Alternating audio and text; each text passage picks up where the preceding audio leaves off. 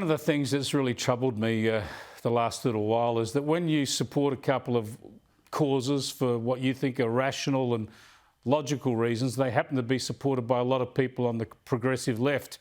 You end up people making arguments for causes you like in absolutely idiotic ways. And the classic here is the Republican debate. I'm a Republican, try to argue about it from a sensible and logical point of view. But the Australian Republic movement, they just go with sort of emotional nonsense most of the time, none more so than Pirate Pete, the bandana man, the chair of the Australian Republican movement. And now he says we should get the Queen, or now King Charles III, off the $5 note. I mean, here we all know the $5 note. Those people who still use cash know what the $5 note looks like. It has the Queen emblazoned already all over it. I thought we might see it here, but you know, the $5 note, there it is.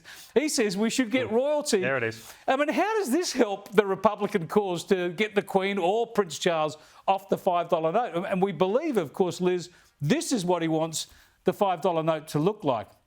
A revised $5 note coming up. How about that? Look, I wish the Republican movement would do themselves a favour. For heaven's sake, they have bigger fish to fry.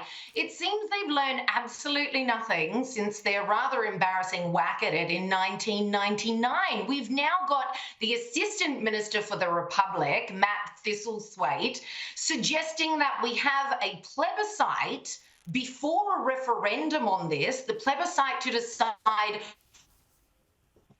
what model of a republic would look like, then a referendum on whether we actually want to adopt the model we've all already voted for. How many millions of dollars are we Australians supposed to spend on this jolly thing? I don't think the vast majority of Aussies want to switch anyway. A Ray Morgan poll the week before last said 60% of Aussies wanted to stick with the monarchy and with Charles as head of state.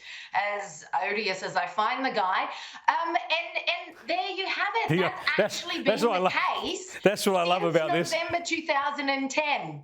That's what I love about this. The majority of Australians want to stick with the monarchy. That's what I love about this, though, Liz. You know, we have an odious head of state, but people support that system where an odious person becomes your head of state. Justin, got to give you a say on this, but, you know, I don't care whose face is on the $5 note, frankly. Not that we see a lot of notes around these days, but if anybody doesn't like their Queen $5 notes, they can send them in to me, care of Sky News. I'll look after them for you. Now, look, as you know, like you, Chris, I am also a Republican. However, I have nothing in common with the Australian Republican movement. I'm really disappointed because I haven't been a fan of how they've done things and the suggestions that they have. But since the Queen, since the Queen died, I hate the direction they've gone in, because they have been relying on a 96-year-old woman passing away and the perceived unpopularity of her son to make their argument. The Republic is not about just ditching the monarchy. It's a hell of a lot bigger than that. We've got other things that we want to try to fix as we do that and become a republic. It is not just about flicking the $5 note. And the movement, I hold my fingers up in quotation marks and say the movement, have just gone dead negative on all of this. And it's not going to help. I don't know where they think it's going to go. I have no idea. Yeah, no, I think they just should shut up about it for a while, especially when they're talking about whose face is on our money.